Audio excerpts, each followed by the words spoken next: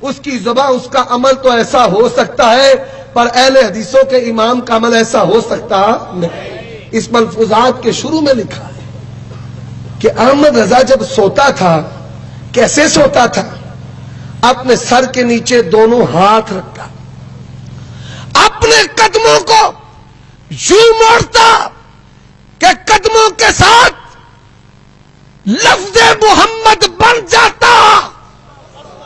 خدا کی قسم مجھے بتایا جائے، شریف برادران میں تم سے بھی پوچھتا ہوں، اور لکھنے والوں ایجنسیاں کہاں گئی تمہاری غیرت؟